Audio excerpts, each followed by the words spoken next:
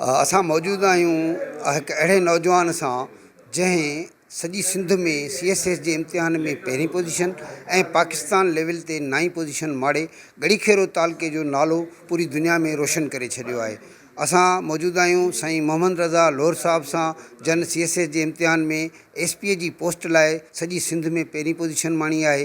अचो त साणसि ॻाल्हि ॿोल कयूं था त हू छा महसूसु पिया कनि ऐं हुननि जा अॻिते जेको आहे छा जेको आहे करणु चाहिनि था पिया। बिस्मिल्लाहिर्रहमानिर्रहीम। सभिनीनि खां पहिरियों त मां तव्हां सभिनीनि जो ऐं ॿियनि भाइरनि जो थोराइतो आहियां त हुननि मूंखे इहा इज़त बख़्शी ऐं मां ॾे आया ऐं मूंखे मुबारकबाद ॾिनो।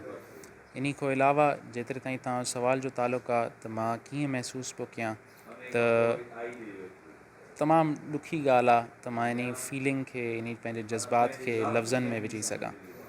तव्हां यकीन कंदव त मूंखे जेॾी महिल रिज़ल्ट आयो तक़रीबन 5 बजे जे आस पास, मूंखे यकीन न पियो अचे त वाक़ई हिकु त मुंहिंजो PSP में थियो आहे, वरी PSP में बि मां टॉप कयो, वरी सिंध में बि मुंहिंजो टॉप थियो ऐं पूरे पाकिस्तान लेवल ते 9th पोज़ीशन ते ॻड़ीखेरो जो हिकिड़ो तमामु मामूली तालुको सिंध जो, उन जो नौजवान पूरे पाकिस्तान में जेको आहे 9हीं पोज़ीशन ते आयो आहे। इहो तमामु हिकिड़ी फ़ख़्र जी ॻाल्हि हुई, न सिर्फ़ु ॻड़ीखेरे जे माण्हुनि जे लाइ, मुंहिंजे ॻोठ जे माण्हुनि जे लाइ, मुंहिंजे पंहिंजे दोस्त अहबाब जे लाइ। इन खां अलावा मुंहिंजे माउ पीउ जा जेके जज़्बात हुआ, उन्हनि जे चहिरनि ते जेका मुस्कुराहट हुई, मुंहिंजे ॿियनि दोस्तनि अहबाबनि जे चहिरनि ते जेका मुस्कुराहट हुई, उहा वॾे वाज़े नमूने सां इहो ॿुधाए थी सघे त मुंहिंजी फीलिंग उन महिल छा हुई। ऐं मां ओतिरो ई शायदि अञा मथां उन्हनि खां थोरो वधीक जेको आहे ख़ुशि हुयुमि इन सॼे प्रोसेस खां पोइ। अच्छा, ॿिया डिपार्टमेंट बि हुया, तव्हां आख़िर पुलिस खे छो चूज़ कयो? इन ॻाल्हियुनि जा ॿ टे वजूहात हुया जंहिंजे बेसिस ते मां पुलिस खे डिसाइड कयो ऐं पंहिंजे इंटरव्यू में पुलिस खे टॉप प्रेफरेंस लॻी।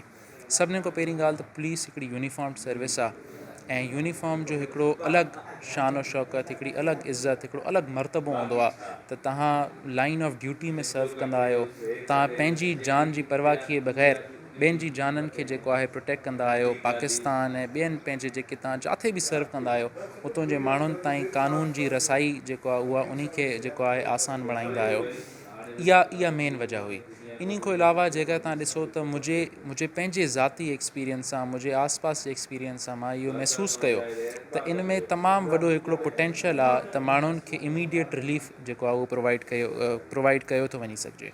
छाकाणि ॻड़ीखेरे में, जैकबाबाद में, ओवरऑल सिंध में लॉ एंड ऑर्डर जी सिचुएशन एतिरी सुठी न आहे जेतिरी हुजणु घुरिजे। हिन में तमामु हिकिड़ो पोटेंशियल आहे, माण्हुनि जी ज़िंदगी खे तमामु वधीक अफेक्ट कंदो आहे। माण्हुनि जो जेको आहे उहो ज़हनी सोच खे इहो अफेक्ट कंदो आहे, माण्हुनि जे मुआशियात खे अफेक्ट कंदो आहे, माण्हुनि जे हिक ॿिए में जेके आहिनि ॿियनि बिरादरियुनि सां तालुकात में इहो अफेक्ट कंदो आहे ऐं उनजी तालीम खे बि अफेक्ट कंदो आहे। कई नौजवान तव्हां ॾिसंदव इन झेड़नि जे करे, इन लॉ एंड ऑर्डर जे करे जेको आहे उहे तालीम खे जेको आहे छॾे वेठंदा आहिनि।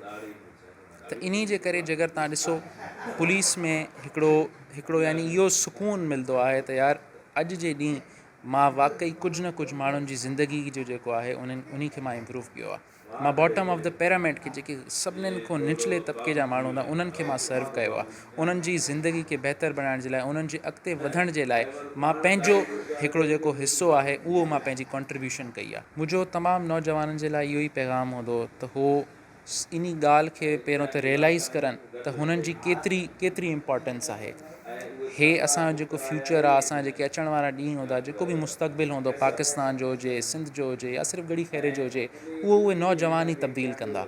न ॿाहिरों कोई माण्हू ईंदो, न जेको आहे हुकूमत बिना आवाम जे कुझु करे थी सघे, ऐं न ई ॿियो को जेको आहे असांखे इहो अची को सोच ॾींदो त असां हिन खे बदिलायूं। इहो असांजे नौजवाननि खे करिणो आहे ऐं मुंहिंजे ख़्याल सां नौजवाननि खे इल्म जो हथियार जेको आहे इहो खणणु घुरिजे, क़लम जो हथियार करणु घुरिजे। क़लम जो हथियार जॾहिं उहो खणंदा त हुननि खे जेको आहे न सिर्फ़ु पाण जे लाइ तरक़ी कंदा, बल्कि पंहिंजी ईंदड़ वारी नसलनि जे लाइ उहो तरक़ी कंदा। उन्हनि खे बि हिकिड़ी राह ते गामज़न करे छॾंदा त उहे पाकिस्तान जो ऐं ॿियनि पंहिंजे इलाइक़नि जो हिकिड़ो जेको आहे रूप ई सॼो मटे छॾनि ऐं हिकिड़ी नई फ्यूचर पंहिंजे हथनि सां पाण लिखी सघंदा। तव्हां जेको आहे सो CSS जे इम्तिहान में पहिरीं सॼी सिंध में पहिरीं पोजीशन माणींदड़ ऐं पाकिस्तान ते 9 नंबर पोजीशन माणींदड़ साईं मोहम्मद रज़ा लोहर साहिब जूं ॻाल्हियूं ॿुधियूं ऐं हुन जो चवणु इहो हुयो त नौजवाननि वटि सवाइ तालीम जे ॿियो को बि रस्तो कोन्हे की उहो तालीमी अहिड़ो हथियार आहे जंहिंसां हू सिंध जी जेको आहे तक़दीर बदिलाए सघनि था ऐं नौजवाननि खे अॻिते अचणु घुरिजे, हुननि खे तालीम हासिलु करणु घुरिजे।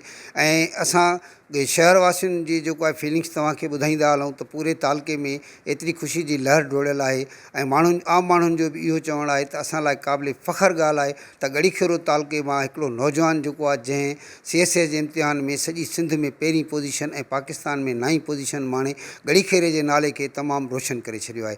कैमरामैन गुलाबड़ो सां गॾु अमर सिंधी, जेकब न्यूज़, ॻड़ीखेरो।